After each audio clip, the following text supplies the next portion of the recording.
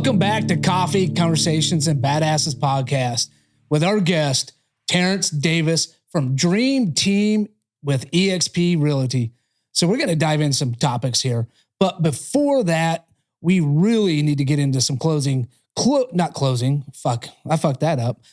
Really need to get into our sponsors, Red, White, and Badass Brew, Next Level Lending, and hit subscribe, like, and share the shit out of this. And we're also in a new studio.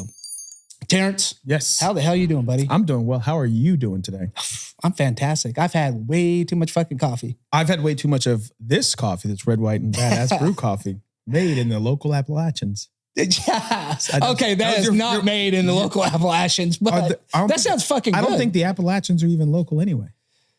They're not. Yeah. So close enough. I was at the VA today, so I'm all messed up. Yeah. You kind of had an Appalachian check. No, he did try. He was like, 36. You're almost at the age where, we're going to need to do a prostate exam. And I said, no, you're not. No, we're good. You said almost. Yeah, almost. You're not saying we're not there. Yeah. So there's a difference of being there and almost. Yep. And we are not there yet. Yeah. Once I cross that finish line to, hey, we're there. We need to. Oof. Oh, I've had it, man. He was Asian. He has little fingers. Oh, so shit. It'll be in and out. Dude. Okay, man. He's also a Marine. Yep. You never really know how to present a Marine. Like, hey, former Marine. He used to be a Marine. Still a Marine. Like, how do you properly present a Marine? Honestly, you could say any of those. I think it depends on how much that person may or may not be an asshole, or just super old. If they're super old Marines, then yeah, you gotta call them a Marine. The younger guys, hey, Terrence used to be a Marine, and then they're like, I am a Marine. There is no such thing as not. Then they're just kind of being a douchebag. I usually just say, yeah, I'm a Marine, and move on. Yeah, I was in the Navy. It's not as cool though, man. You got Marine. I know. Hold your tongue. Yeah, you're sitting over there. I was ready. I was ready to go. I forgot this is your podcast for a second. I was ready to roast you, but I forgot this is your thing. You can roast away, man. It is fully, man. Dude, you can do anything. You can roast that Red, White, and That was the last word. If you make me cry, you get a T-shirt. Okay. So I got some things. We've got to know each other over time. So I've got some things that I could pull out. We do. So we met at Toastmasters. Yep. Which is actually a pretty good organization. Mm-hmm. And I'm a big believer in Toastmasters. What they do, help you out. It's really a tool people can use to learn how to speak, learn how to do a podcast better, just public speaking in general. Yeah, and how to formulate. I like that you're using the hands already. Yeah, that's one of the lesson number one of Toastmasters. Use your hands, animate.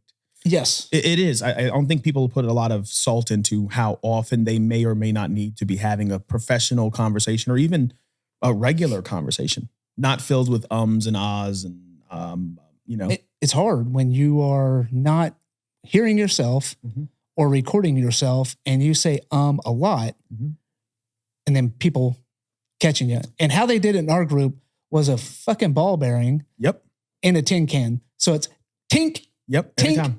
Every time, and it makes you stop and pause. And if you're in a speech, it really distracts you away from the speech, but it also gives you that self-awareness to take the ums and ahs away. Well, I'm glad they do it that way. The way that the Marine Corps did it when I was a recruiter, the way they do it in the Marine Corps is every time you say ahs and ums, whatever your pet word is, that's what they're called. They're called pet words. Whenever they find out what your pet word is, they'll just tick it, and you lose 1 point for every single one. So if at the end of my presentation, I delivered 10 ums and I wasn't properly using my body, or I was doing too much nervous energy moving and doing things, all those things are taking points off. Recruiter school, you fail 3 tests out of, I think, almost 30. You're kicked out, like going home. You're a failure. Really? It's that strict? Yep. And it's the Marine recruiting school. Yep. So right here in San Diego. No shit. I'll have to take you one day. Yeah, we just had the graduation. One of the kids I put in is now a United States Marine Corps recruiter. I would love to see that. Makes me.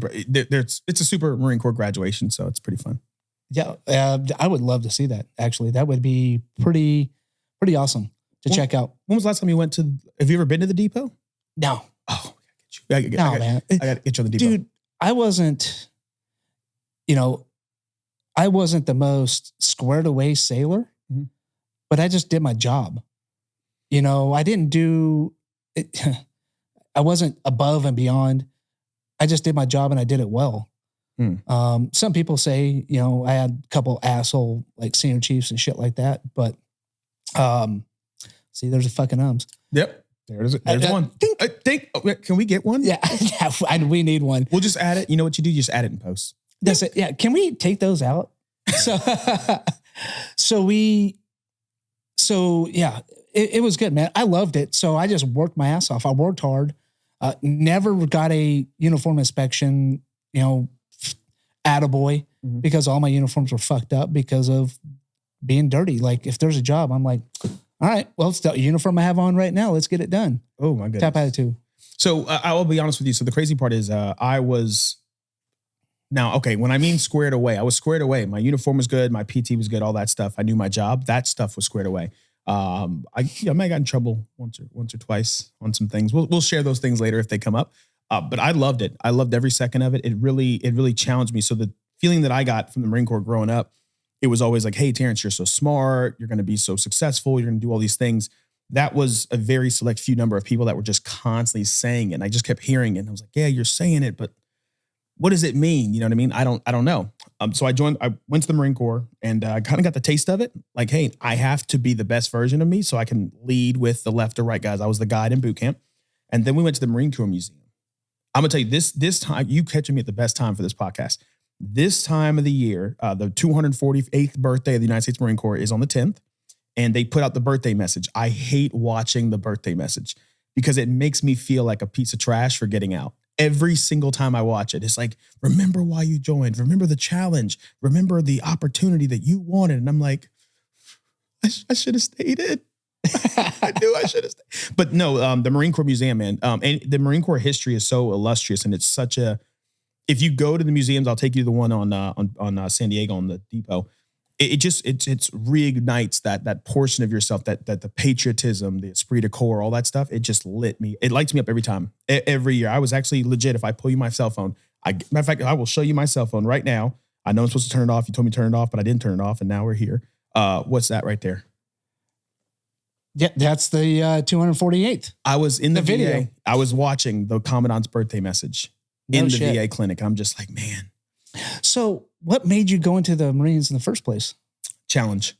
You weren't challenged enough as a kid, or it wasn't that I wasn't. So, we can call it ADHD or whatever. School always came easy. So getting good grades, doing things, it just always came easy. There was never someone pushing me to be better, right? It was just, hey, Terrence, the opportunities are yours if you want them. Taking classes. The only thing that was difficult was football, but not anymore. I wish I knew this was me now. I would have done more. So the challenges in school were never there. There was no person pushing me to be better. They were saying it, but they weren't doing it. So I remember as I decided, like, I'm gonna go to college, I'm gonna join the military. One of the two. Mom had already said, hey, Marine Corps was out, or the Army was out. She's like, you're not gonna join the Army. I'm not gonna sign you up. I was 17. So the recruiting station had all the uniforms. They used to have them all out in front. I remember walking by, all the kids I went to high school with all wanted to join the Air Force. So I knew Air Force is out. It ain't happening. I don't want to be around them. I hate every one of them. I want to go away. The Navy, no offense, I'll never forget it. They had their Cracker Jack suit, right? The black and white one. They had their blues kind of posted up there. And I remember looking at it, and it's stupid when I say this. You're gonna be like, Terrence, that doesn't make any sense. I ride motorcycles. So I imagined myself wearing this Cracker Jack suit, riding my motorcycle down the street with my fairy cape flapping in the wind. And I was like, well, I definitely can't join the Navy because I don't want to wear this while I'm riding my motorcycle. So I walked the Marine Corps office, and all the recruiters were there. Staff Sergeant Adam Pinkney, huge, big buff black dude, looked like LL Cool J. He had more charisma, more suave than LL Cool J, but dude was cool. We walked in, and as soon as he walked in, my girlfriend and I, we walk in there. He looks at me, he goes, hey man, Army office is 2 doors down. And I was like, yeah, I know. I'm here to talk to y'all. And he sized me up. I was definitely not the man that I am today. I think at the time I was maybe 160 pounds, give or take. And he was like, listen, man, like this is really tough. Like this isn't the place you want to be. You know, you'd probably prefer to be, you know, over there. It's a little bit easier over there. And I was like, no, I came here to do this and I can do anything you can do. So now I know that was a tactic. He got me. Yeah. But he jumped up on the pull-up bar. He did 12 pull-ups. I said, okay, jumped up on the pull-up bar, banged out 12 pull-ups. He dropped down and did 50 crunches. I dropped down and did 50 crunches. Of course, this is the minimum required to join. Said he was testing me to see if I could join. So we get done and I remember standing up and I'm just hot. Like I'm boiling hot. And I'm like, hey, is that all? Is that it? Is that all it takes to be a Marine? A couple pull-ups and some crunches? And he sits me down. And in that moment, I knew automatically, I didn't think about it. I never second guessed my decision. I want to be a Marine. Wow. That was the first time someone ever directly challenged me and told me I couldn't do it. And instead of backing down from the challenge, I rose to it. I said, you know what? Okay. I don't know what he was going to do in that moment. He could have done 40 pull-ups. He probably could have done 40 pull-ups. He did what he did. So I showed him I could do it. He did enough to sell you on it. Yes. And enough to test you if you already had what it takes to become a Marine. He got me. Yeah, he definitely got me. Now, have you used the same tactic when you were a recruiter? I sure did. Yeah. Oh, man. I got him. I got him good. Oh, I got him so good. My favorite one is there was one kid. He swore up and down. He's like, no, I would never join the Marines. And I was like, okay, cool. Hey, dude, I don't even want to waste your time. If you don't want to join, man, go next door. Let me know how it works out. And every time I saw him in school, every week I would see him. I say, hey, did that recruiter ever call you back yet? He's like, no, they didn't call back. I'm like, dang, that sucks. And I'd walk off. Every time I come to the school, he'd walk up, hey, Staff Sergeant Davis, how are you? I'm like, oh, I'm doing good, man. How are you? Like, well, I'm doing good. Did the recruiter ever call? He said, no. I said, that sucks, man. Hey, time's ticking. I'd walk off. Just planting that seed. Planting that seed. Yep. Then he finally said, hey, I just want somebody. He's like, I've seen you every single time. And every time you ask me how I'm doing, every time you see me, you're saying, hey, am I on the track? You're holding me accountable and I don't even want to join their branch. So I want to join your branch. I have way better recruiting stories, but that's one. Do you keep track of some of these guys that you recruit, or once you recruit you? No, I talk to all of them. Yeah, if we're still in, we still communicate very often. Especially some of the back end, like the last ones, I had them cooking for so long that we were just at that point I wasn't even worried about it. So yeah, we talk pretty regularly. I mean, that's the great thing about social media. That's one aspect of social media that's beautiful, is allows us to keep in communication with each other. Because back in the day, you know, you moved away, changed stations. Mm-hmm. That was it. Done, gone. Unless you forwarded everybody your new email or your new address, email address, I guess, too. Yep. Would be a form of communication, which I was not very good at, but whatever. But I think it's more of a testament to like just me and my style. I think the big thing for me has always been service after the sale, right? So once you've joined, you're committed, or even once you've signed the dotted line, you've, sworn that right hand in MEPS. I don't let you go. Like you're not on your own anymore. Like I'm still keeping track of you. I'm still giving you advice. Marriage advice. I had one. He unfortunately was going through some mental issues post-deployment, and he would call me and he would just talk, just cry and talk. And I'm like, hey, bro, I'm here. Let's do this. So yeah, I felt responsible. Yeah. Well, I mean, typically you're the first kind of interaction they have in the Marine, unless are, a heritage, a lineage of Marines, but you're the first one. Yep. First come in contact. Which from South Carolina is so rare. To be honest with you, if I had to embarrass myself and the Marine Corps right now, I'm going to give you some scoop. Are you ready for some scoop? Yeah. Major Payne, you've seen the movie? I thought he was in the Army. Get the fuck out of here. I swear to God. I thought he was in the Army until I joined the Marines. And I'm like, why is Major Payne wearing an officer's dress blues? Oh, I had no idea, because in Charleston, there's no Marine Corps base. We have Parris Island there, but it's such a small, portion. Charleston Air Force Base, you have the Naval Weapons Station. You just don't know about anybody else. Yeah. And they're so far to, such a small. I went to an Army base there for some very basic training for combat. Fort Jackson. Yep. Yeah. That piece of shit. Yep. It is a piece of shit. Yeah. That was, I saw Kid Rock in concert there though. And the amount of toothless women in North Carolina was amazing. I did not know. I hear it's better with no teeth. Hey. Now, I had a buddy who wanted to go home and take this woman home, and she was not a looker. she was just a pile of human being. Okay. And her teeth was jacked up. It was like razor blades, just like meth mouth, what it looked like. But I don't think she did meth. I think she just did not brush her teeth. Oh. They just kind of rotted and jagged. Yeah, nasty. He was like, oh, he was like, kiss her. I was like, what? Did he kiss her? Oh, fuck yeah, he did. He was wanting her to take her home. And there were 3 of us.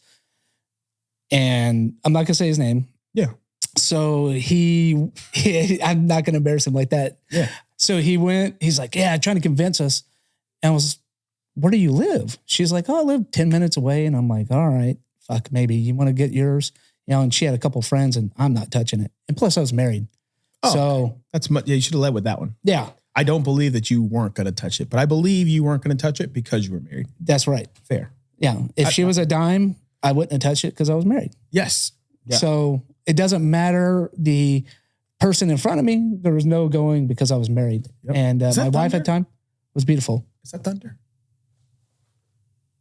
Sounds like a fucking motorcycle. No, I was making a joke because, God. Oh, yeah. He can strike me down. I mean, no. I'm ready. Hopefully. I have repented for all my sins. I am ready. No, please don't. Not here. Not here. Today. I'm not ready to go. Yeah, good. But if he says it's time, it's time. Fuck. I make that joke with the VA. They don't like it. No. Yeah. No, they don't. Hey, Terrence, we're going to set your appointment 3 months out. Oh, well, I hope I'm still alive by then. Oh, my God. I do it every time. And you don't. The pause is like, I'm like, I'm just messing with you. I'm good. And they're like, okay. Yeah. I got to stop messing with the VA. The VA is different. You can't do that with the VA. So anyway, he was convinced to try to go home and she's like, yeah, but you guys have to leave, by 5:30 in the morning. Okay. And so I'm naturally curious. Well, why do we have to leave? Oh, because my husband will be home.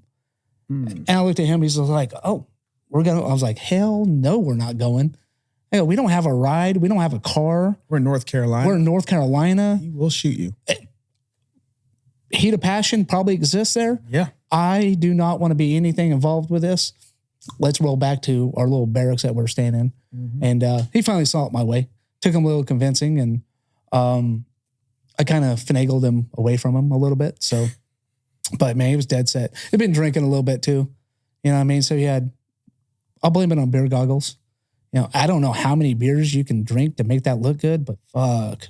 I mean, he was trying. I may have been there once or twice. It doesn't take that many beers. I'm not going to say I'm cleaning the preacher sheets. Yeah, there we go. But there we go. I am, I'm less desirable. What? You? No, not me. I'm going to say, you look great. Oh, I'm good looking. Yeah, you got the whole rugged beard thing. You look like the God of War right now. Yes. Yeah. I am. I just forgot to work out this morning. God of kindergarten and baby face over. Kindergarten cop over here? Kindergarten cop, that's me. You're a good looking dude. Thank you. And this is no homo. So, nobody hate on us in the comments.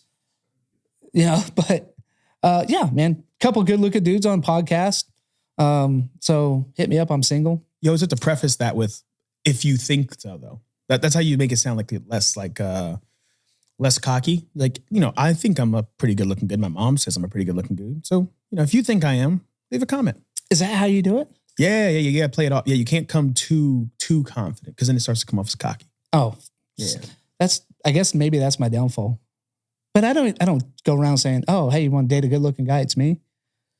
I let them make that decision.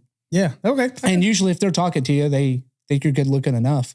That's sometimes all I need. Yeah. Then I puppet master it together. Oh, we'll work this out. We've talked about it. So your military experience, before you went in the military though, you didn't really have that figure kind of pushing you towards that way. Yeah. It was just you and your mom, right? Yeah. So single mom, dad went around. Mom and dad both met in the Army. We didn't have that kind of hand kind of pushing you towards much of anything. And I think just for me, it was a lack of direction, lack of guidance that kind of just made me go wayward. I'm a vastly different person. If you met younger me, you'd be like, yo, how do you turn into that? I need to see what's going on here.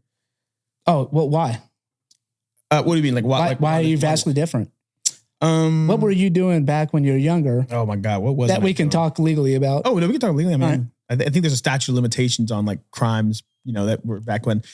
So we grew up in a in like the seedier side of the area, right, in Charleston, and it's so crazy because I remember, we grew up in the quote unquote the hood, but like all of the older guys that lived in the hood, the ones that wanted to get out of the hood, were telling us how we would never get out of the hood.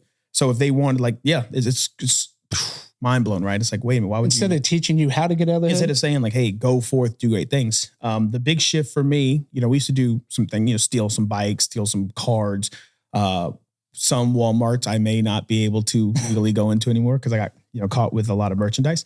But yeah, we'd steal it and then give it to him, and then he would sell it and then give us some money, right? That's what we would do. And I'm a young, dumb kid. I don't care. I'm just like, it's fun. Did I tell you about my 6th grade story when I got caught cheating? No. Oh man. Okay. So the area we grew up in, is very much like, this is it. Like, you're not going to leave here. You're not really going to get out of this area. You're going to stay here forever. That's the premise of most of the people that are talking to you. So 6th grade, I had a geography test, and it was on the capitals of the United States. And I had my agenda hidden under my desk, and I could pull it out and see the capital of Wyoming. I could slide it back in, So either way, I got caught. And the teacher gave me your atypical, like, listen, you're only cheating yourself when you cheat. And at 6, how old are you at 6? Like what, 12 maybe? No. 6th grade? Yeah. Like 11, 12. Yeah. 12. Yeah, and I was underage. Yeah. So at that age, I legit looked at her and said, hey, like, I don't really understand why I need to know the capital of Vermont, Burlington, by the way. I don't know why I need to know that. I'm never going to leave Charleston. Like, I'm never going to leave this area. So why do I need to know the names of any of these places? I feel like you're giving me a geography test right now, and I don't like it. No, it's the capital of Vermont is Burlington. The crazy part is, after joining the military, I traveled to 45 of the 50 states: North Dakota, South Dakota, Nebraska, Alaska, Wisconsin, only states I haven't been to. And I'm talking about a lot of been to. Wow. Mm-hmm. So you got caught cheating? Yep. And did that change you? No, that wasn't the one. No, I was really good up until middle school, and then middle school, when you start to find girls, you want to be interested. Yeah. That's puberty. That's when the change started, because her name was Amber. I'm gonna call her just Amber for now. I was gonna give you the whole name, but I don't want anybody to dox or anything. She was a bad girl. She was the one that smoked cigarettes. She would skip school. She was the bad girl. I don't know what it was about her, but I was so attracted to her. And she was average looking. She wasn't like super crazy hot, but her attitude was just like, I want that. So in order to get the bad girl, you have to be the bad boy. Skipping school, getting caught. I spent most of my later school years in school suspension, where I do all my homework and stuff. Yeah, it was pretty bad. Yeah. It rode like that until I went to jail. And then the switch happened. You went to jail. Yep. And it's not like that crazy story. Here's the thing. Most of my stories aren't these crazy, like, I've heard some stories on like podcasts, like, I was selling drugs and crack, and then I went to jail and I had to fight 60 people to live. Did we move something? Then we had to fight 60 people to live. And oh man, I don't have that story. My stories are very simple, but the message is there. So I went to jail, and I was going to have to stay overnight. So they put me, I was 16 at the time. I hadn't even turned 17. I was 16 at the time when I got caught. So they put me in the cells, overnight. And I'm thinking, this is like the movies. I'm this young kid. I have this bright future supposedly ahead of me. And I'm in this place where men aren't going anywhere. You know what I mean? Like they're repeating these mistakes. So I go into like this main little common area, and there's this old, they call him the OG, right? This old black dude. I'm like, yo, this dude is going to drop me some jail, some prison wisdom, some prison preaching. We sit down, and he says, this your first time? I said, yeah. He goes, okay, well, just find a cot, get to know some of these guys. This is it for you. And I was like, what? He's like, yeah, man, you're in the system now. This is it for you. They don't care about you outside. They don't care about you. Don't nobody care about you no more. You're in the system. You're going, he said it specifically, he's called them revolving doors. You're always going to be here. And I said, nah, I'm good. I don't think I ever want to be back here. And if this is the mentality that you have, like, there's no way to change it. I definitely don't want to be around you. So I went back to my cell, and sure enough, there was like a little pamphlet, like Jesus pamphlet. They're all over jail. And that night, I didn't sleep. I stayed up the whole night thinking of the next moves. Like, I was going to change my life. I was going to leave. I was going to go here. I was going to go there. I was going to get out of Charleston, all because of that one message. I was like, I got to get out. I got to change all this. From that day forward, changed everything. Really? Mm-hmm. So that guy, even though it wasn't really that big of a message, it was that big of a message. Because he projected onto you of this is going to be your life. So just kind of get used to it. Yeah, it was for me, I took it as like a challenge, right? So challenges, I think the recurring theme of most of my life is just like, I'm looking forward, I'm actively seeking, or when it arises, like, what do I do? So I think I say it all the time, like diamonds, pressure makes diamonds, right? Right. That's all it took, was that him looking me in the dead mind, like, yo, man, nah, you say it, but nah, you're going to be here all the time. You ain't going nowhere. You just like the rest of us. And I don't want to drop any N-bombs on your podcast and get you canceled. But that's what he said. He's like, you're just like every single one of us in here. We thought the same thing you thought, and we ain't going nowhere, so you won't either. Wow. And you're looking for a room full of them going, fuck. Yeah, no. How do I change it? No, I looked at a room full of them. I go, yo, like, this, y'all think I'm like y'all? Nah, bro, I'm good. Went back to my cell. I was done. How long did you stay there? I was just legit. I took 24 hours, man. It was 24? Oh, man. Yeah, the next day, PR bonded out. They honestly, I was so determined not to. Bro, I remember this. So I had the cellmate that I had. He was also, younger white guy, a little bit older. He like had a girlfriend. They had their own place and everything. And I was so adamant about not returning to my past life. And even like my mom, like I did not want to see my mom after jail. I did not want to see her. I knew to the pit of my soul I had let her down. Like everything that she so I guess my dad and her used to argue, and he would tell her like, hey, like if they're being raised by you, they're not going to amount to anything. They're going to be nothing. And she shouldn't have said it, but she used to tell us that. You know what I mean? So like, that was like, I've actively let her down. I've proved him right. So I was like, I'm not going home. I told the guy, I was like, hey man, listen, like I'm new, I'm young. I don't have I have a job, or I had a job and I got fired from the job. So I got to go get another job. Can I come live with you? Can I just stay with you? I need to make changes and I need to get the hell out of here. So he was like, yeah, dude. So no kidding. I'm not making this up. They released me from jail. I didn't call my mom. I was legit walking with this dude who just got out of jail as well, him and his girlfriend, and we're walking to his house. I was dead set on not ever going home. I was going to change immediate, boom. Like, here's what needs to be changed. I was going to do it. My mom ended up rolling up on me. Like, legit, as we're walking down the road, she ends up pulling up and telling me to get in the car. I didn't talk to her. Like 2 days, didn't say anything. Really? Mm-hmm. You were going to live with this guy that just got out of jail.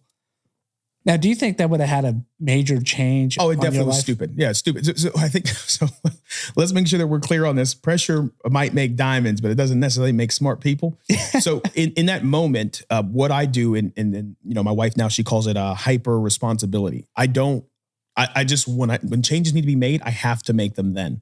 So I'm not thinking about tomorrow or the day after. I'm thinking what needs to be changed now and do it, period. No thoughts, no second guessing. Oh, I need to change in my environment. I'm going to change my environment. Boom. It's crazy because me and you come from vastly different backgrounds, but the outcome was almost kind of the same. We were destined to really not be much of anything, probably in and out of jail, which I've never gone to jail. You should try it. So much fun. No, I'm good. The food's so good. Yeah. You gained so much weight. I've been in the military. Prison ramen. I mean, like, that's the same as prison food. Matter of fact, there was one time we were doing onloading, and it said only for prison consumption only on the box. And I'm over here. Well, we're eating this shit. That's definitely going into my gut. I think I'd rather have that than y'all's C rations. Oh, yeah. Yeah. No. So we were in Korea. No, you can't. I'm going to tell you, you're going to try to make it sound good for your listeners. It's not good. Don't let him lie to you. There's nothing good about it. The military C rations was the most powdered eggs. Yeah. Just add water and stir. Oh, yeah, that's the bomb. A little salt. There's not a little salt. Some Tabasco. Oh, no. Some Tabasco sauce, man. Right there, we're good. Now, if that's all I got to eat, I'm going to eat it. Or, Cholula. Cholula. Oh, my God.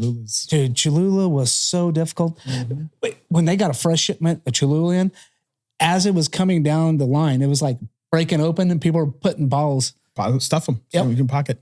So by the time it actually got to the mess decks, they probably had one box full. Tactical acquisition. Yeah, exactly. That was exactly what it was. Mm-hmm. I never did anything like that because I was like, I didn't give a shit. I didn't. I was, food wasn't a big thing for me in the military. It was just like, yep, I'm hungry. Feed me. Boom. My belly's full. I'm good. because going in the military, I mean, I ate good. My dad fed me good. I didn't have a mom, so kind of the opposite. The opposite, yeah. Yeah. So my mom wasn't around. Mommy issues. And then I got daddy issues. Nice to meet you, brother. Nice to meet you. Nice to meet you. Oh, shit. So that's what I'm saying. The exact opposite of our lives, how you grew up. I didn't grow up in the ghetto. I grew up in middle class, home, but failed school. I was not an academically smart kid.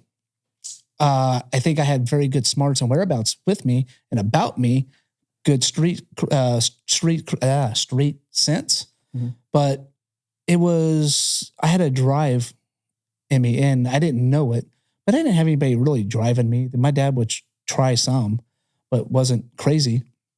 My mom was never around really till I was 14. And then, same thing, started getting involved in drugs and finding girls. So once that happened, I was 14.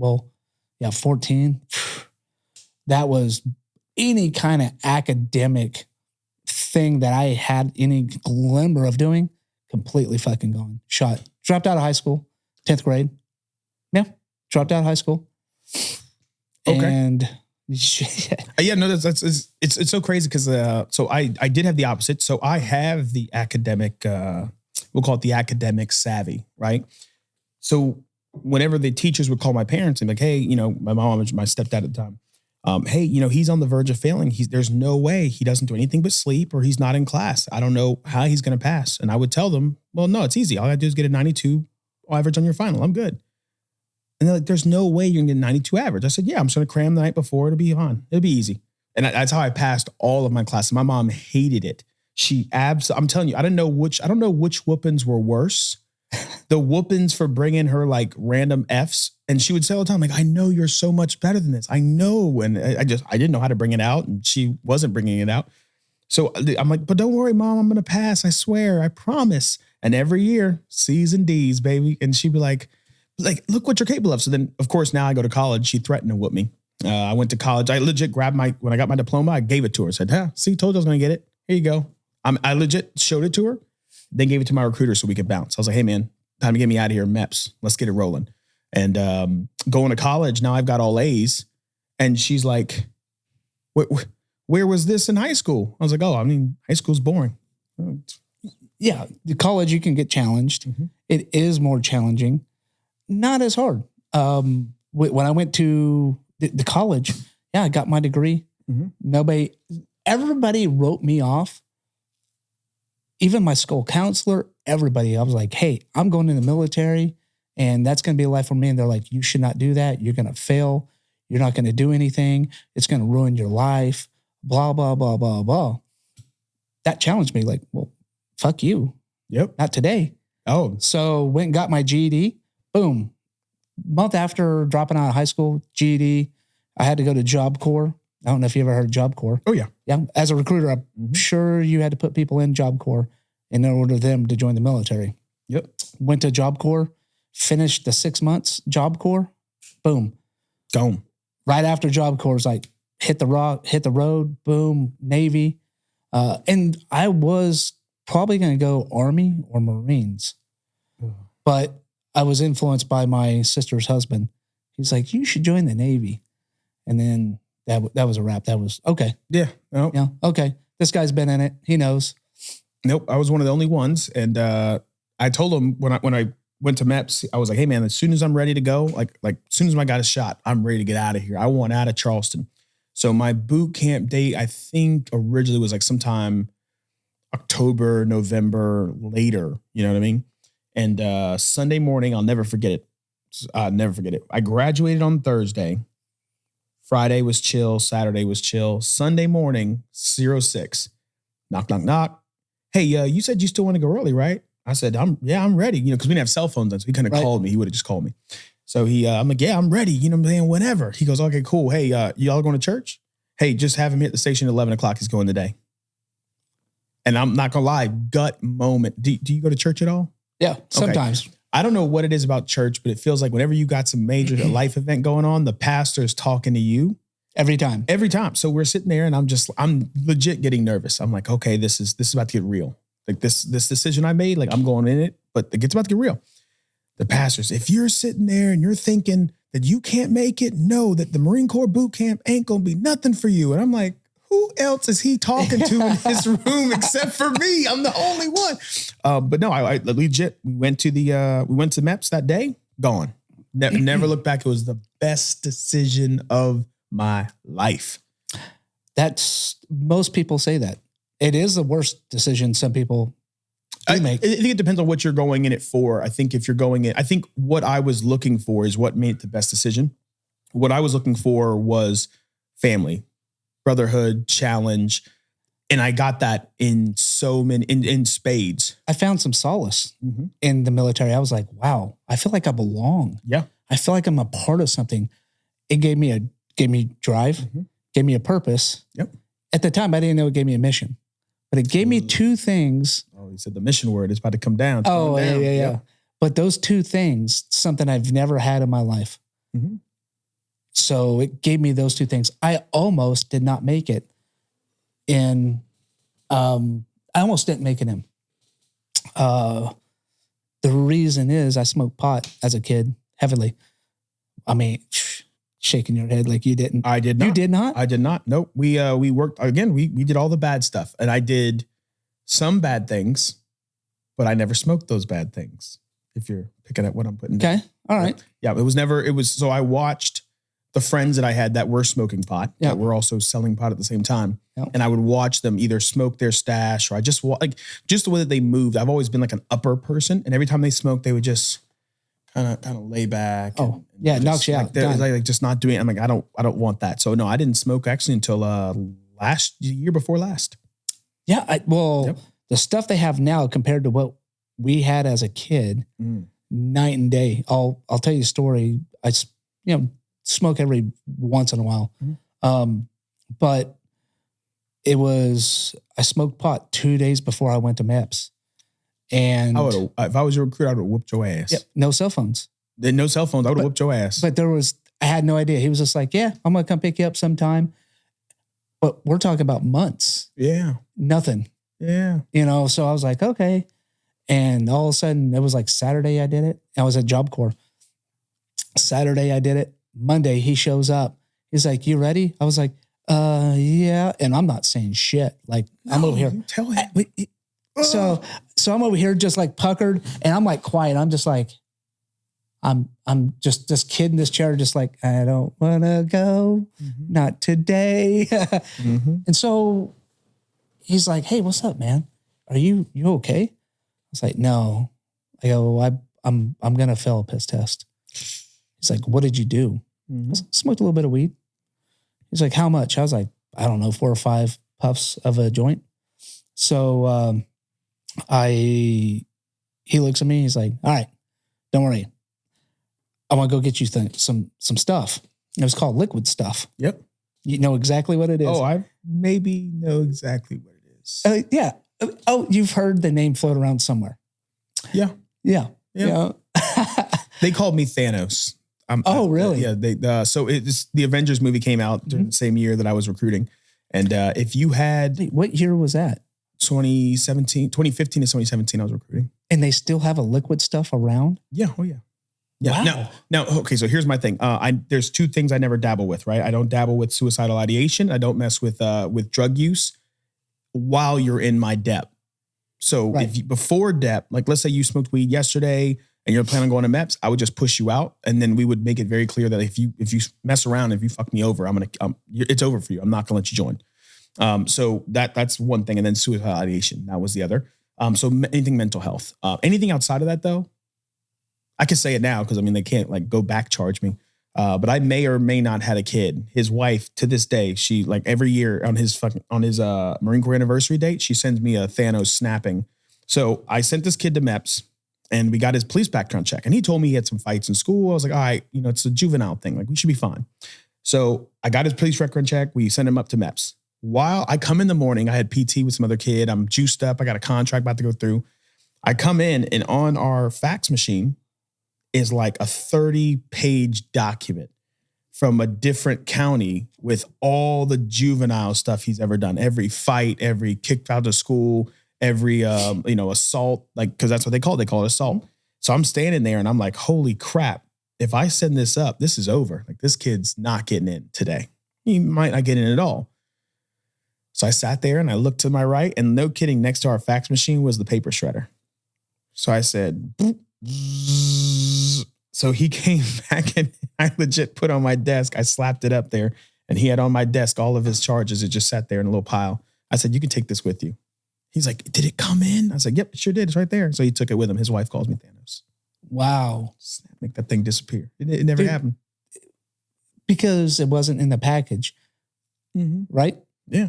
So if it wasn't in the package, it never happened because you're in charge of collecting all the information and passing it up. Well, no, so they'll still send a police record check. And it honestly, it could have came up. And at that point, you're just like clenching your butthole. Like, oh God, I hope they don't send a police record check to that specific county, but they didn't. So he's good. Joined, great Marine, did his thing. He's still doing it. So we're good. Yeah. We talk every year. It's so funny. Wow. See, I didn't have a police record. I didn't have anything like that. Just dropped out fucking. So riding, took the liquid stuff, man. And while I was in boot camp, there was a black kid sitting next to me. We got to know each other and he got kicked out. They came and got him, said, our RDC walks in and is like, oh, some of you guys want to smoke some weed before you get here, huh? Yep. And I'm like, fuck. I'm like, wow, this is it. Like, I'm here. And I'm for sure. And that's the worst place to get caught. Yeah, you don't want to get caught at boot camp. But go ahead. Right. Well, he didn't smoke it at boot camp. I guess he just failed a piss test. Yeah, so they'll in. Yeah, they'll P-test you. Yeah, so they check you at MEPS, and you might pass at MEPS, but then they'll check you again after. And if the liquid stuff or whatever you use didn't fully clean out your system, yeah, you'll pop. Or even if his recruiter, he didn't tell his recruiter, and they just sent him in, if he made it to boot camp, they pulled it like, oh, hey, you popped on a PP test. Yep, that's exactly what he did. He popped on a piss test, and they yanked him out. And I thought they were coming to get me, but that was the last time I did it. That one time right before MEPS was the last time. I was like, I learned my lesson because at any moment they can come snag me up. Even though I had a departure date at that time, they can come snag me up and take me. And I was like, not today. Yep. Nope. That'd be. Yeah. So I never had any of those issues. So when I joined, I went to Japan first. So when I was in, the big thing that came out was Spice. You remember that back in the day? Yeah. Spice had just come out. So all the Marines were like, oh, we can't pop on a piss test. You couldn't. Yeah, they couldn't test for all the different individual chemicals that were found in Spice. They couldn't test specifically for that.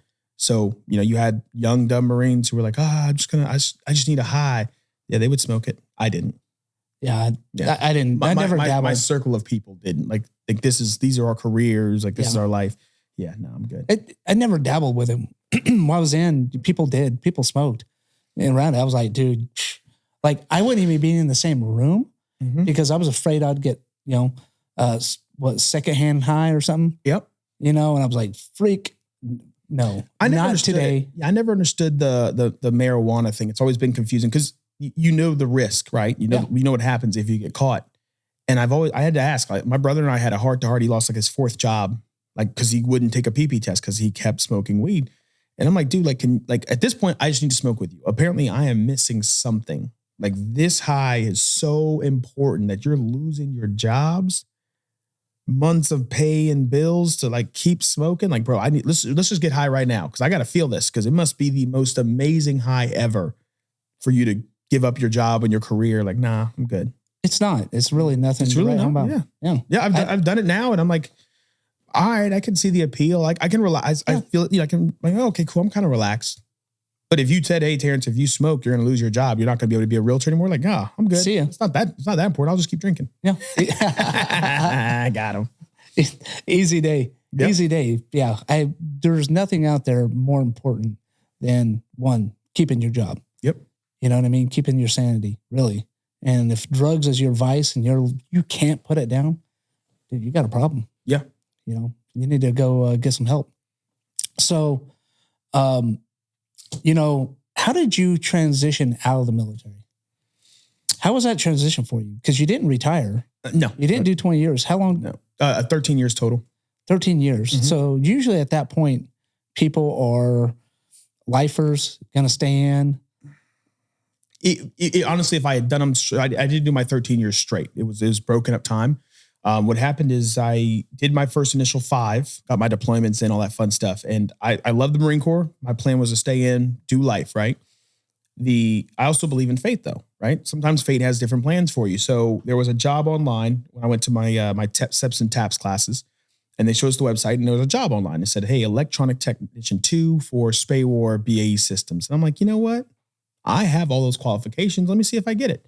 So I put it out there. I had my get out package and my stay in package. I walked with them together, hand in hand. And I said, hey, if they don't call me by May 1st, I'm gonna re-up. Like I'm not wasting my time. I put out 1 resume. If they don't call me on May 1st, I'm extending. And we had a whole plan. Martial arts instructor course. I was gonna do this. I had a whole career charted out if I had to stay in. May 1st comes up. I hadn't got a phone call. I said, all right, it is what it is. Let's do this. I start to walk into the headquarters building. And as I get to the first step, my phone rings. You know, Marines can't walk and talk on their cell phone. And in that building, I have 0 cell phone reception. So I was like, man, this could be nothing. I was like, maybe I should answer it.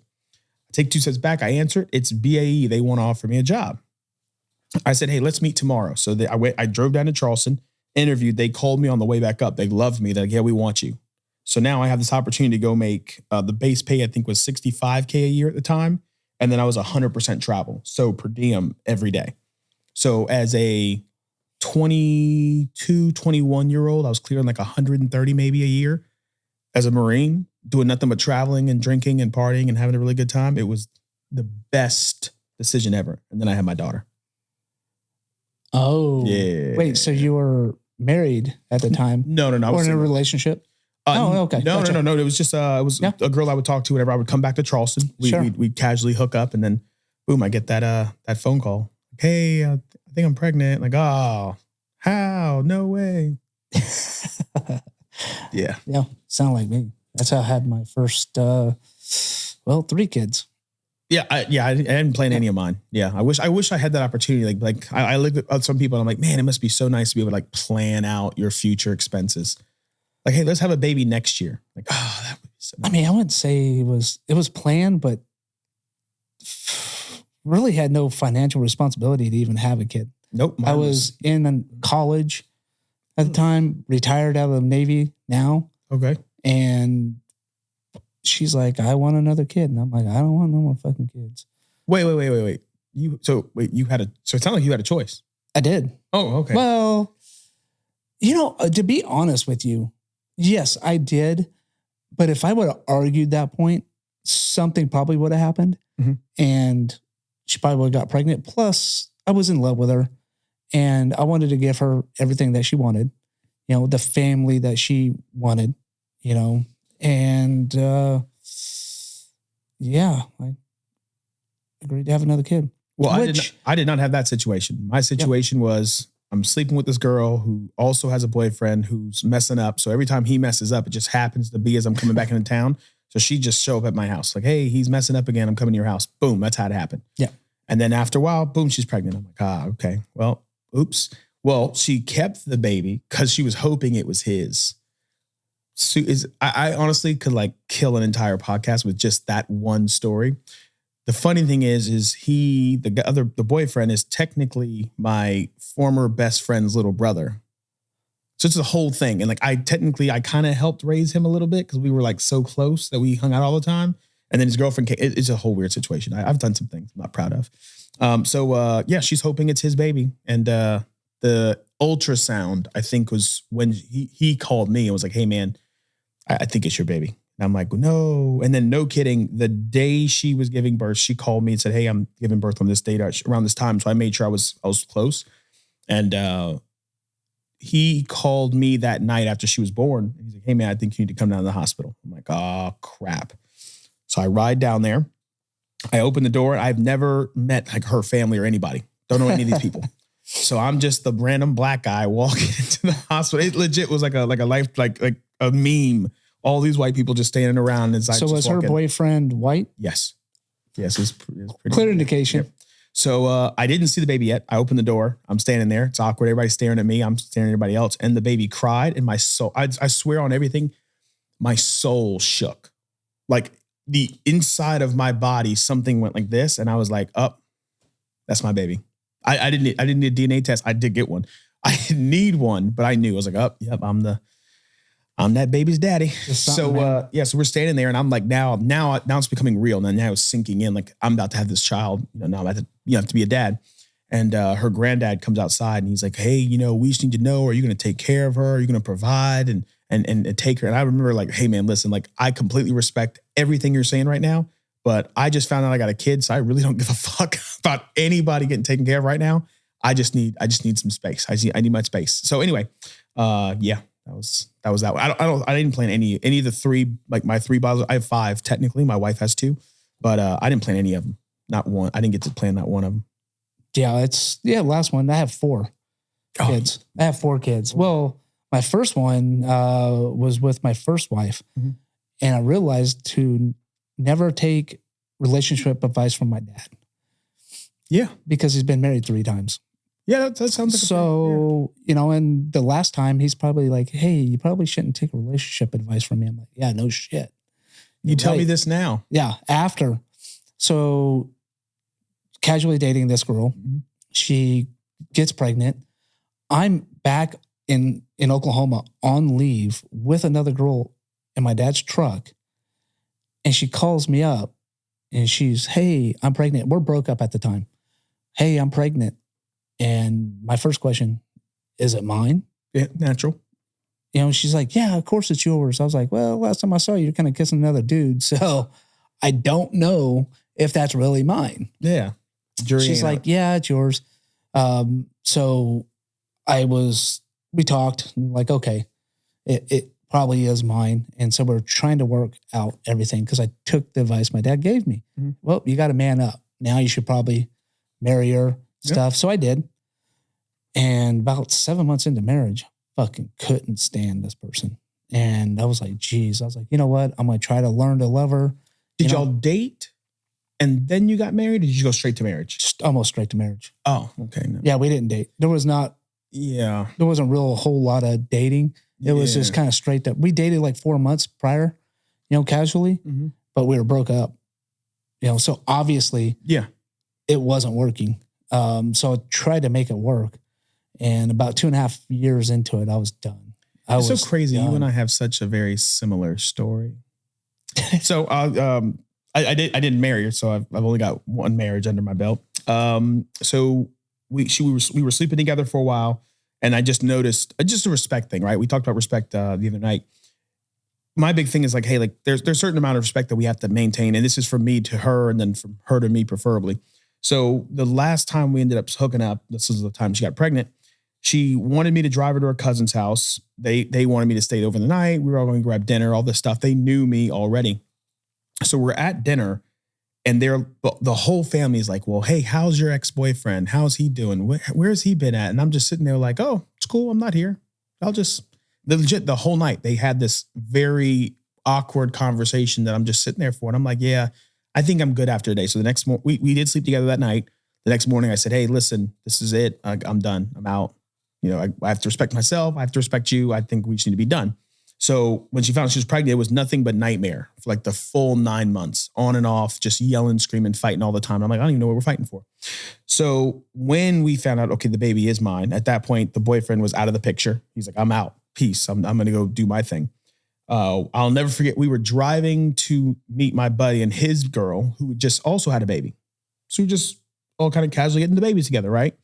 So on the way there, I remember going, I watched my mom suffer, single mom. I know how that portion looks. It can get very rocky, get very difficult. I never wanted that. And like you, I thought if I ever got somebody pregnant, right, I hate my dad. I'm going to do the right thing. I'm going to be a bigger man than my dad was. I'm going to marry her and we're just going to all work out. I'm going to be a part of my kids' lives, all that stuff. So we're sitting in the car and I said, listen, I've been thinking about this. We don't necessarily like each other right now, but when we were great, we were great. Maybe we should just give it a shot. Let's just give dating each other a shot and see if it goes somewhere. And if it doesn't, we go our separate ways, but at least for her, I think it would be best if we tried it. And she went off like, no, never. Why would I want that for my life? Why would I want to be with somebody who only wants to be with me because of the kid? And I'm like, whoa, hey, and like just the way she was coming at me out, like legit, it was very, very abrasive. So I'm like, oh, wait, you know what? My bad. I just thought it'd be a nice gesture to invite and open the dialogue for that. But if you don't want to, don't worry. I will never ask again. And I never asked again. And then that was it. That was it. Oh yeah. No. That was it. That was the end. And then I moved on and met someone. And then as soon as I did, well, I thought we could try to be together. No. Do you remember that? Well, you just threw it on me. I was just responding naturally. I'm like, oh, so now that I've moved on with somebody else and now I'm happy. No, I'm good. Yeah. Yeah. Well, that was going to be your life, the rest of your life with her. Oh my God. That would have, yeah. Yeah. It was terrible, man. It would have been 5 years of fucking hell. Yeah. It wasn't, I shouldn't say 5 years of hell. There was good parts in it. I've had people ask me now if like I would like, because they're all these young men like, yeah, I would totally have stepped up. And I'm like, yeah, you might want to rethink that, bud. Just take a half step back and think. If I would have known now what I knew, what I know now, if I would have knew it then, I wouldn't have married her. I've been like, all right, sweet. I'll take care of the kid. Yeah. Or maybe we try dating and see if it works. And if it doesn't, peace. No. Just that bad. Okay. Yeah. Take care of the kid. Yeah. Just take care of the kid. Ours really wasn't that bad. We just were fighting about things that didn't need to be fought about. She wanted things a very particular way. And if it wasn't her exact particular way, that was a problem. And again, that's her prerogative. I just didn't want to deal with it after that. Well, so we're going to take a break real quick. Okay. And when we come back, we're going to talk a little bit more about the transition, how you got there and what you do now and what's next for you. So everybody stay tuned. We're going to get back at it. And again, this is brought to you by Dream Team with EXP Realty. And I'm going to fuck it up probably again. And Next Level Lending. Those are your go-to sources for your mortgage needs. And if you're in San Diego or wherever you're at, we'll talk more about it. You need to contact Terrence for all your real estate needs. So we'll be right back. The show wouldn't be made possible without our sponsors, Red, White, and Badass Brew, and Go Man Go Productions. Your vision is our mission because we see it too.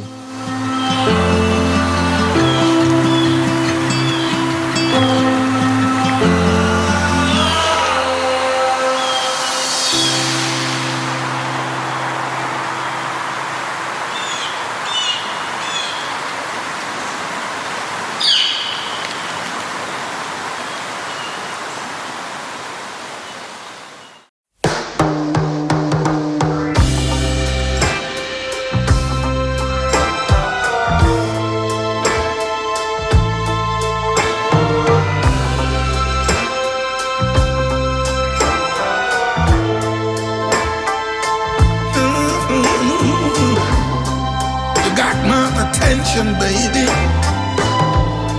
I can't make a move like a child, a star for love that flows to the sea. Baby, if you run away, baby, if you leave, I'm so in love with you, girl. You make me feel brand new. Come on, give it up to me. Let me take care of you. I know that your mama said I'm gonna make you cry all night.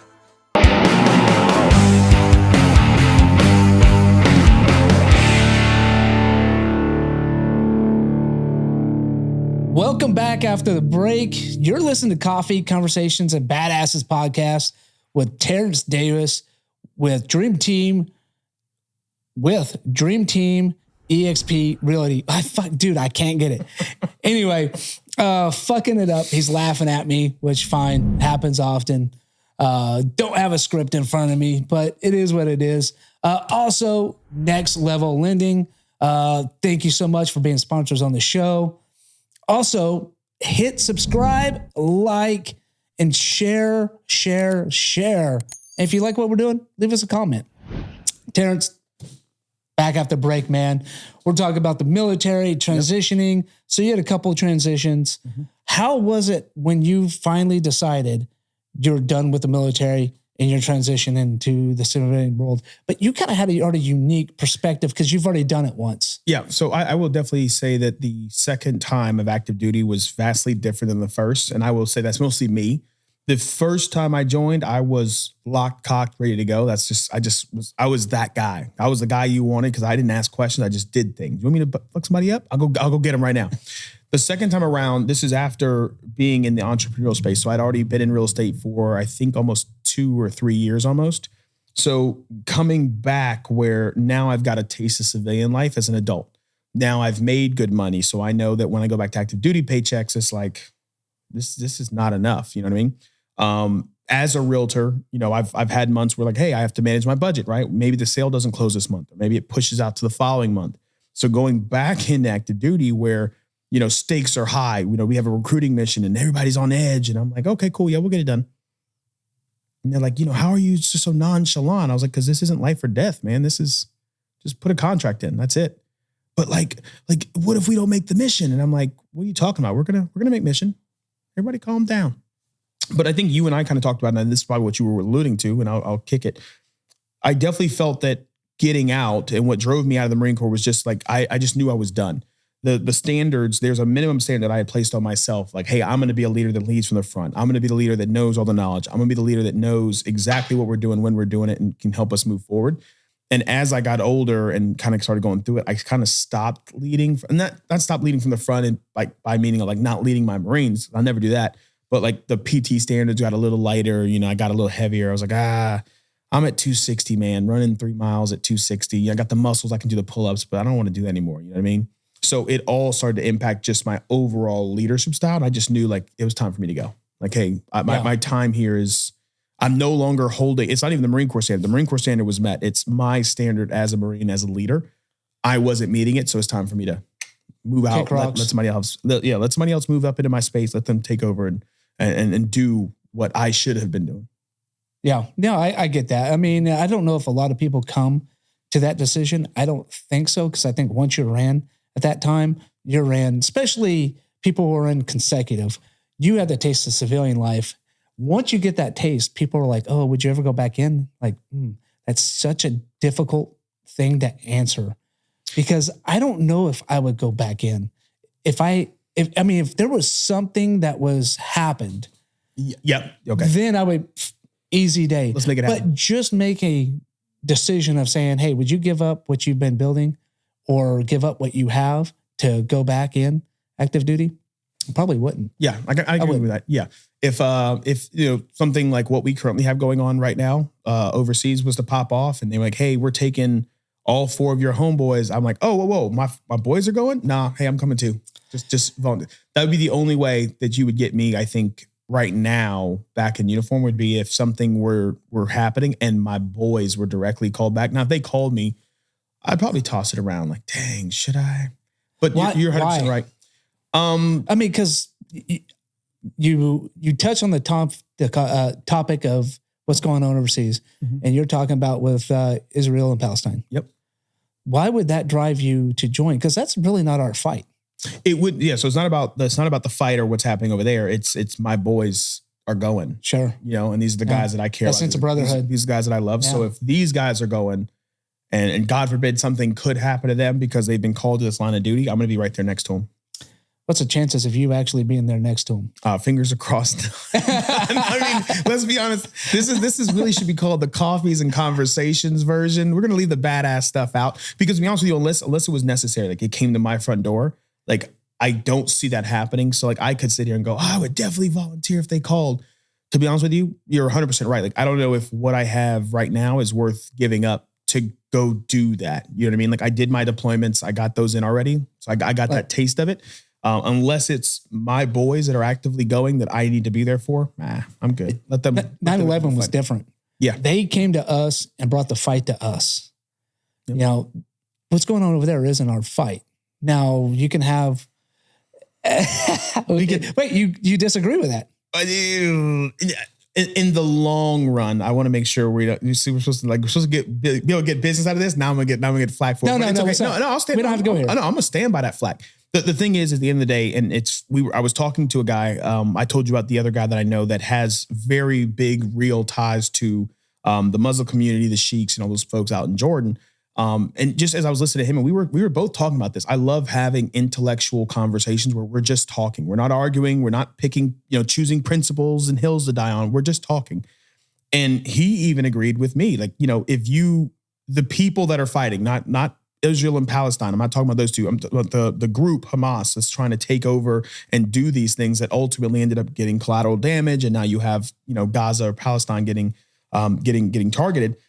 If you let those people take power, eventually the whole purpose of the Quran is to say, hey, we are going to dominate. There is no, and I asked him specifically, is there any portion of the world where maybe we can all live in peace? Like we stay here and y'all stay there. There isn't that. So eventually, yes, while this particular battle may not be ours to fight, I think two things, and I'll say the first one, I'll say the second one. The first thing is, the people that are actively fighting and doing the injustice, I'm not sure what side you're on. I'm going to let it go. But for example, right now we're talking about Hamas specifically. They're not going to stop. Oh, once we get Israel, then that's all we wanted. We just wanted our promised land back. And now we're done. We're not going to fight. No, they're coming for everything else. I'll be very clear with this. I don't stand with Hamas. Yeah. Oh, hell no. I don't stand with those people. Yep. What they did. I stand with Israel. I'm back in Israel. Well, I don't give a fuck what everybody else's opinion is. Now, you know what? You brought the fight to them. Mm-hmm. Now you don't like how they're fighting you on your turf. Fuck you. Yep. Shouldn't have done it. Yep. So now don't get me wrong. Innocents being killed is never a good thing. And this is why I think that at some point I do believe that as the big brother to the world, I think in some way we can have some input. Do I think we need to send our young service members over there right now? No. But there needs to be some sort of, my little, there you go. Producer's notes, move that coffee cup. Do I think we need to be sending our brothers and sisters over there right now? No. However, do I think if there's a social injustice being done to a group of people, especially the people that believe in us and support us or have our backs? Yeah, we can't not let people think that we're going to cover for them. If somebody came in here right now and threatened anyone that works in my office, I don't care if I know what's going on or not. You don't come in here and try to do that. Let me, y'all take that outside. Sure. Not in my house. Yeah. Not in my house. Not today. And maybe it is a little badass now. There we go. There. We'd sprinkle it. It doesn't always have to be badass. We can, just have the coffee, running through. Yeah. With a great conversation, just sprinkle some badass like a pumpkin spice. But I think that's the big thing is I don't think, you have like the Jordan Petersons of the world that say like, hey, like somebody just being big and being powerful and flexing their power all the time is different than somebody who knows what they're capable of and just says, hey, we don't want to do this. So here's my fear, especially right now, is if we go into this war and we start doing it, now we're maybe kicking off World War III. Probably. Yeah. Yeah. We don't have a strong leader. I agree. We have a fucking moron at the helm of the ship, directed the decisions for America where he should not be. He should be in old folks' home. Yeah. I think most of the people that are in Congress or the House or anything government level outside above state, actually anybody in government probably over the age of 60 probably just needs to get at it. Go do something else. Go enjoy retirement. The problem is like we talk about change, how quickly life changes. I think generations change as well. And the things that we need aren't necessarily people that have been in power for 50 years to stay in power. Because here's the truth. The truth is where we're at today. I'm not going to say Joe Biden's 100% at fault, right? No. Because at the end of the day, where we're at today was based off decisions we made 15, 20 years ago. Sure. Oh, I guess that would be Biden's fault because he was in office 15 to 20 years ago. Correct. Let me give him some leeway then. The problems we're having today were problems created by where we were 30 years ago, the decisions we were making 30 years ago. Same person who was in power. Oh, crap. Well, I got to defend him then because that's the problem. The problem is all of the people that are in power right now that caused all these things, right? Because just like in real estate, when I tell people all the time, if you're not working today, I can reasonably predict that you won't have a paycheck in the next 30 days. And if you're hurting and you're broke today, it's probably because you didn't work 60 to 90 days ago. Yeah. So don't get mad about your position today. Get mad at what you weren't doing yesterday and make changes. Work your ass off today so 60 days from now you got money. we have people who have been in office and been in power for over 40 years. I think Pelosi's been in there almost like 40, some 42, 45, something like that. Anyway, I don't know. Don't quote me on that. I'm a Marine, not a damn politician. You have these people who've been in office so long, and these people that made these policies and done all these things that maybe are hurting our economy or not helping us out. These are the same people that made the problems in the first place, but they just keep them. Oh, just give her. Keep her up it's there. the money. It's the greed. It's all money. It's all about money. It's all about greed. It's all about power and control. They leave office. They're not in power. Yeah. They don't have that control. They have money, so maybe they can have some influence. Yep. But they don't have Donald Trump money. I mean, honestly, some of them might. Maybe. We won't know because, they don't have to have like their tax records, examined. They can still trade stocks publicly, because that's a nonprofits. That's a personal investment. Your position in power gives you no benefit or insider information that would help you make a better decision. Yeah, right. Right? Yeah, bullshit. Yeah. They don't make, dude. We're going down this. Well, we can go down the rabbit hole. I like that rabbit hole. Yeah, I don't. Uh-oh. I don't. You know why? Because politics, me and you can have a discussion. Yeah. And I think we have lost that art in America of having a discussion or a civil debate. I don't know if it could happen anymore. There's very few people on both sides. This isn't just a Democrat side. This is just a Republican side. This is a both sides thing that can't have a civil debate. I don't agree with everything Republicans are doing. Don't disagree with everything that Democrats are doing. Yep. I'm more of a libertarian, but it's a slippery slope, and the war that they're trying to create, and the problem why I have it, we don't even have our fucking border secured, and we're worrying about Ukraine's, we're worrying about Israel's. We don't even have ours secured. Just recently they just had 2 Iranian high-level terrorists. Yep. Arrested. Mm-hmm. How many have gotten through that didn't get caught?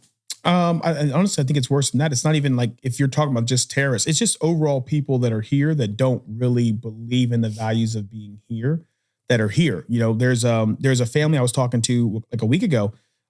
He was concerned that he couldn't have, when you open the door to his home, like there couldn't be anything there that was Jewish because he had got word that there might be some people who are running around that might like be door knocking, looking for Jewish people.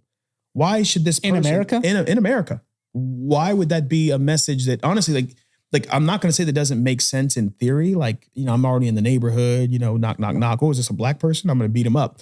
That portion makes sense. But like, why should somebody have to fear their lives here at home? You know what I mean? Right. That's the weird, that's what happens. Well, you see it breaking out. You see the colleges, how people are. Oh my God. I know, man. Now we can go down the rabbit hole. We can get lost. Now we're talking about almost the war here at home. Yeah.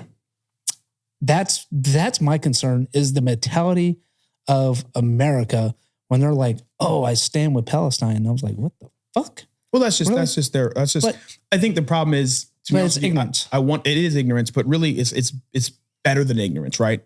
And it's okay. I'm gonna tell you why it's okay. It's just your privilege talking. Yes. That's just your privilege showing.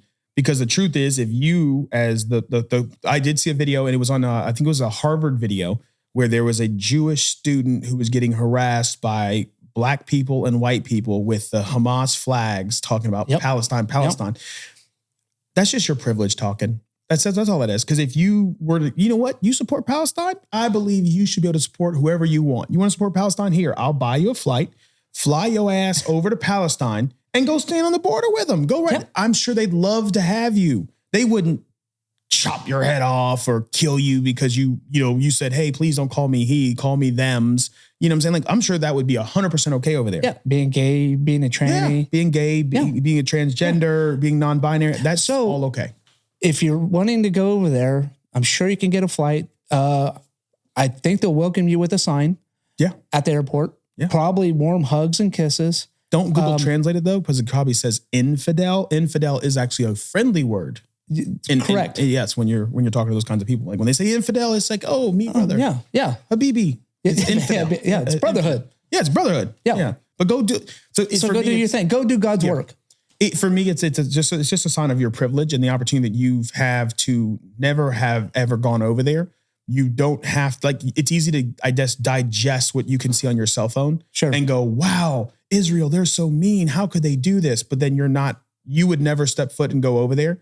I tell people all the time, they're like, oh man, racism. I'm a black guy. I don't know if you noticed, I'm black. Are you? They're like, yeah. Oh yeah. Half black, half Puerto Rican. All right. Yeah, but don't ask me to speak Spanish. My mom didn't teach me, so she put me a leg under. See, she wanted me to rise to the challenge. But it's funny because I'll have people who tell me how rough my life has been because I'm black, and I'm like, no, it's been pretty rough because I make stupid ass decisions. Is this coming from white people? Always, yeah, it's always. Well, no, not always white people. That sounds offensive. The loudest people that use the white people. The people that try to like convince me that it's racism. It's usually somebody who's black who's not achieving what they're wanting. And I'd never say that racism doesn't exist, or that somebody didn't choose to work with you because of your skin. What I do say though is, did they say that specifically? And if they didn't, then this is an opportunity for you to reflect on yourself and say, hey, is there something I could have done better? Have I lost a deal because I showed up late? That'll lose you a deal. Hey, I tell you, I want to help you sell your house. You just sold a home last year. You didn't even call me, by the way. Don't think I didn't hear about that. We didn't know each other. We didn't, but I'm holding you accountable. You're responsible for my lack of future success. Damn. And I can imagine, I know why. Right. So here's the thing. So you and I met, we spoke, then I find out 3 months later, you sold your house. Well, that's racism. He didn't want to work with me because I was black. No, he probably didn't want to work with you because y'all had no relationship and you really didn't talk to him about real estate. He didn't know who you were, didn't know your qualifications. He didn't know anything about you. So for me, it's a cop-out. It's a way of just like, I don't want to reflect in. I'd rather just push it out and make it Dustin's fault that I didn't get a sale that month. No, it's probably because I wasn't working. Just go to work, make another sale. Don't worry about it. So it's kind of the mentality that I've had moving forward in life. And I think what you're seeing here is people who are just privileged and entitled being able to do the things they're doing. And I think, you know what? I'm glad that you had the opportunity to do that. Honestly, here's the crazy part. The wars you fought in, which by the way, I don't know if you told them yet, but you should definitely tell these people your stories. The wars you fought in were specifically done to give these people the opportunity to do the things that they're doing. 100%. The things that they're doing are going to drastically change the way the world views us, or, the people that support us or believe in us. And then guess what's going to happen? It's going to make it so that wars have to be fought all over again, you know? And then it's a cycle. It's a cycle. Yep. It's a reoccurring cycle. It's on rinse and repeat. Yep. But there's a simple solution. If you think that what I'm saying is offensive, or, maybe I'm speaking from a place of ignorance, I challenge you, go sign up, pick a branch and go to some of these places. Go visit. Yeah. Go visit. You don't have to go to combat to get this real world experience. You don't have to. The Philippines was my real world experience. We were in the Philippines and not really? that part of the Philippines. Oh, gotcha. All right. No, so we were in the Philippines, or was it Thailand? Cobra Gold, I think it was Thailand. Either way, there's a village there, and there's a little boy washing his brow. Because again, I said the ghetto, right? Yeah. First, as soon as you said it, when you said like, "Hey, Terrence, you were raised in the ghetto," I immediately was like, I should redact that, right? Because if my mom heard it, she's like, "You ain't raised in no ghetto. I raised you better than that." She worked hard, by the way. In this village, there's a kid washing his brown, supposed to be white shirt in this water that's supposed to be clean, but it's not. And then down the village is a dude using it. Down the stream is a dude using it as a bathroom. That's poor. Yes. This is limited options, almost no way out type situations. And when I saw that, I said, oh, I have been so incredibly privileged. And I never really did it, but I made sure to make a note of it. Like I would never use or allow my story. And that's honestly one of the big issues when we talk about like imposter syndrome or like self-worth issues. I remove so many of the excuses that I could use to justify myself. I just remove them.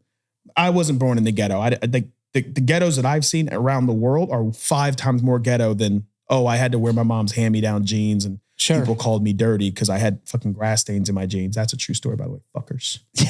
God. Now I make more money than you. Yeah. And you're a fucking kid. Who cares? I did. As a kid, I cared. Oh, did you? Yeah. Oh, man, I didn't. Oh, it was embarrassing. Yeah. So I used to, I would do it intentionally.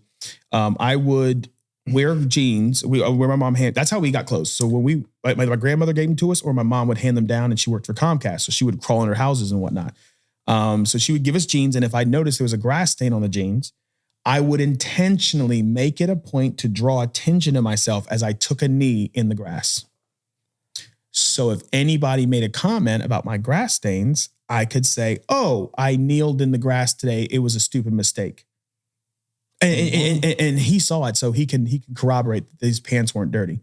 No, the pants had permanent grass stains in them from a woman who was working Comcast, trying to feed her family while going to job and going to college and going to school, low crawling under houses to install cable. That was my childhood. Yeah, I mean that's real. That's a lot of people out there. Same way. So what do you? So sales training, man. Actually, no, we're not going there. Okay. We're going to imposter syndrome just a little bit. Oh, imposter syndrome. Do you hit it? I'm exposed. You are. I know. Do you feel vulnerable right now? No, honestly, I think I like transparency. Transparency is so much easier to navigate because then you don't have to guess. Like, what does Terry think or what does he feel about this? You just know. It's so much easier. Way easier. Yeah, we can talk about it. So imposter syndrome, I had never heard the word ever. And then when I heard it 17 more times that year. And I was like, why does this word keep popping up? So imposter syndrome, we don't have an actual textbook definition, but it's essentially, for me, the idea that you don't belong, like your achievements or your accolades or the things that you've accomplished don't have any actual value. So for me, the big thing was like, hey, Terrence, you've accomplished so much. Like, why aren't you posting about it? Why aren't you sharing it on social media? Like, you're just moving in silence the whole time, but you're achieving so many great things. And I always say, and I think the Marine Corps and the military play a little hand into it, right? Because we don't get attaboys in the military. Nobody's patting you on the back for doing the basics of your job, which could be a big deal. That's true. Yep. So, for me, it's like, no, dude, I'm just doing what I'm supposed to do. It's not that big a deal. Bro, like you broke generational curses. Your first house was in this particular neighborhood. You live in a 3,000 square foot house on a golf course, bro. Like, I legit, actually, the crazy part is I took my kids to where I live. I live a mile away from where I used to live, and the neighborhoods are so close, but they're so vastly different. And I took them, I was like, hey, yeah, this is my old house right here. And they're like, you used to live in this? Like, how big was your house? I'm like, oh, 1,100 square feet. And they're like, oh my God, it's so tiny. And like my little privileged little bastards. Anyway, so that's how we used to live. So for me, it was like, all right, cool. I'm accomplishing things, but I still don't belong. The way that I phrase it now, especially like as we have like the business coach and all those things there are, I may be at a place, but it's a real fear. Honestly, I'll just share with you. I'll just pull it all open. It's the fear that once we really start talking or communicating, or once I put myself out there in that space, that you're going to see that I'm a fraud, that I don't belong. I shouldn't have been here. I got lucky. Maybe I said the right thing to the right person and they put me in this spot. I didn't earn it. That's my fear. Or you showed up 60 days ago, and created your luck. Well, it's easy to, you tell me that and I believe you, but there's that part of my brain that goes, you would never be here today if you didn't put the steps in yesterday or 30 days ago. I agree. So I'm gonna tell you what we're working on now. So I'm glad you said this because this is true. I'm trying to get to a place where I start to do more. So one of the big things I noticed when I started to dig in, like what imposter syndrome was, how to get out of it, how to start breaking things down. One of the simplest things is just saying thank you and shutting the hell up. If you give me a compliment, I actively shy away from receiving compliments. So the second you say, Terrence, hey, your business, you guys are doing really well, man. You guys just started your business 2 months ago. You guys are rocking and rolling. Yeah. We're doing all right. We're doing pretty good. And it's like, dude, just take the compliment, bro. You're doing awesome. Is that why you have the problem with a co-founder? Yeah. So like when you guys were talking about that, like, hey, Terrence, what are we putting on the title card? You and your partner, you guys established the dream team, right? This is y'all's thing. I'm like, yeah. He's like, oh, I'm gonna put co-founder on there. I don't do that. And he was like, well, why not? You're the co-founder. I'm like, yeah, but we haven't established anything yet. We haven't built anything yet. We don't have these massive accolades. Then the question when I go back and I'm sitting, because I don't sleep, you probably suffer from this. When I'm laying there, I'm thinking, all right, cool. So I told him, don't make me a co-founder. Like what would really need to happen? Like what conditions would I need to meet in order for me to say, okay, now you could say co-founder? and I'm blank. I have nothing. You have nothing. Zero. I have no. You can't sit there and say we did $10 million in sales last year, which is probably small in San Diego for a real small. estate Yeah, agent. small here in San Diego. In South Carolina, that's major. Yeah, that's big. Yeah, that's big time. Our average sale price in Charleston was $425 a house. So yeah, it's a pretty big deal over there. Here, yeah, not so much. We got to sell double that. But no, that wouldn't, like, I don't think that deserves co-founder status. Like, there needs to be more. And to be honest with you, here's what I'm doing. Can I tell you what I'm doing? Not yet. Okay, go. Because that's going to be in the content that you guys can go to our Patreon and sign up for. And we'll learn about what he's doing, how he's overcoming this, and the step he's taken to just being a complete badass in real estate. So what's next for Terrence? What's next? What do you have for your next step in life? Because you're building this badass real estate company, dream team with EXP. Yep. Oh, he got, Nailed it. I nailed it. Hey, that's it. Meow, meow, meow, meow, meow. Can you dub that over all the other stuff? Well, hopefully he dubs that over mine, because it was probably sound like meow, meow, meow, meow. It probably sounded terrible. What's next? Because we've talked and we've had elaborate conversations that you're not that you're not satisfied. What's the next challenge? What does that look for? Ooh. So that's the tough part is, and this is what I'm actively looking for now, which is like perfect.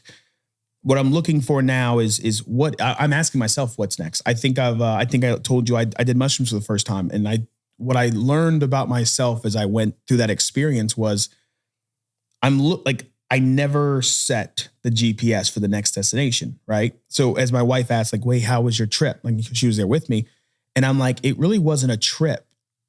It's just me recognizing I've been at the same place for so long that I'm just stagnant and I'm getting stale. I don't have the next portion journey. So to be honest with you, if I had to answer you, I have no effing clue. I've got ideas of things I want to do. You mentioned briefly the sales course training we're going to do. We have that cooking in the pot. Again, big tough part of the imposter syndrome is I'm like, I could, and this could be great, but I got to wait till all these accolades get met first, and then I'll put it out there.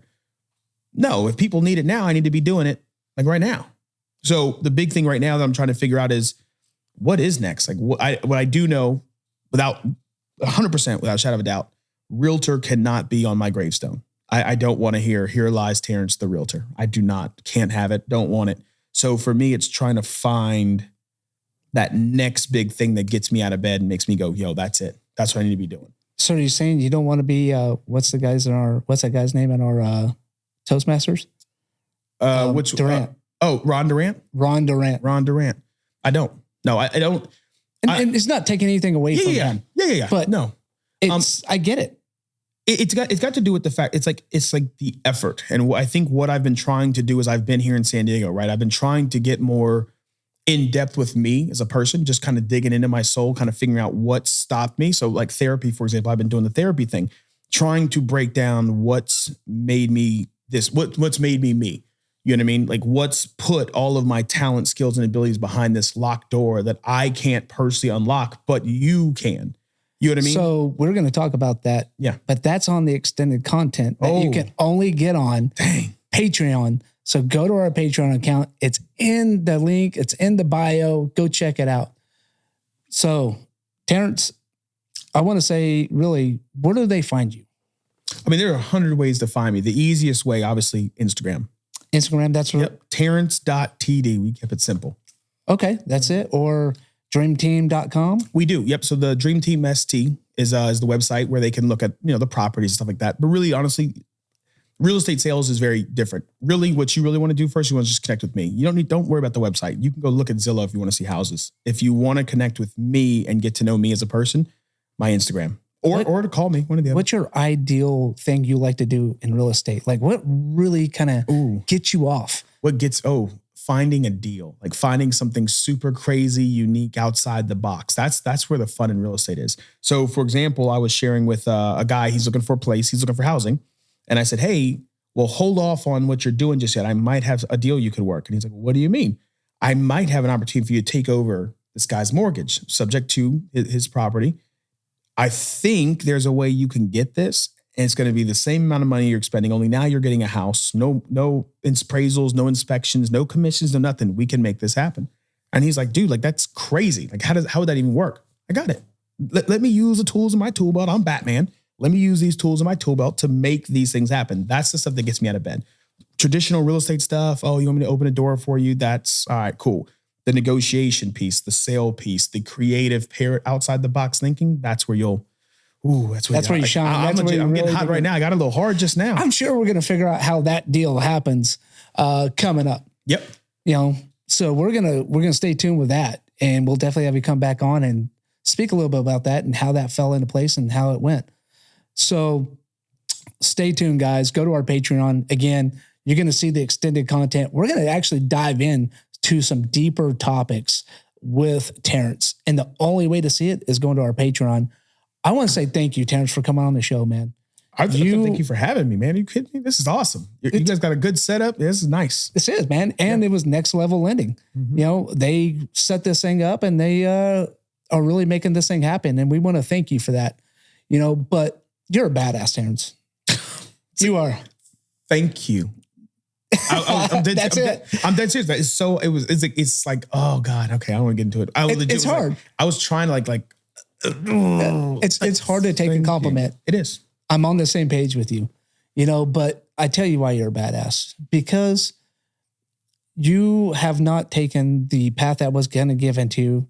You've taken your own path and let it lead to where you're at and where you're going. Now you are a leader. You are coming to this San Diego with something fucking awesome, which is not out yet, and it will be out. And it's your sales training. And it's about how you lead people and how you present yourself day in, day out. And our Toastmasters, this guy would come in here, deliver a topic, and just boom, I look up to you and say, dang, I want to be more like Terrence because he's got it together. Look at his topic. Look at how he presents himself. Look how he dresses. It's amazing.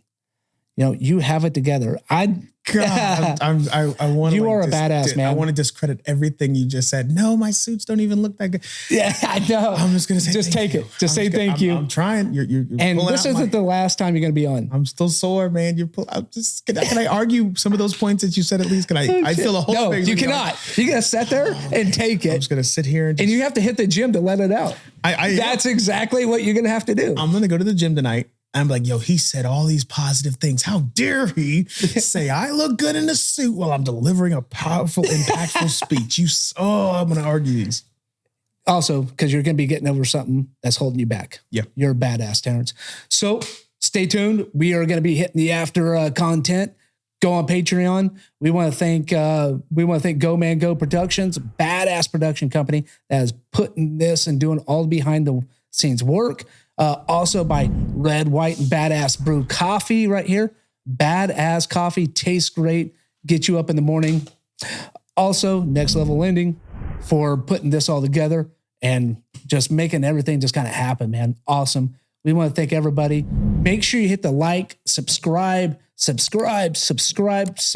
button and share the shit out of this and leave comments. If you don't agree with something or you agree with something, leave a comment. We want to hear from you. If you have a heroic story you'd like to share it, get in contact with us. Our information's in the bio. Also, don't forget to hit the subscribe, like, and share. And then I'll see you on the next episode, badasses.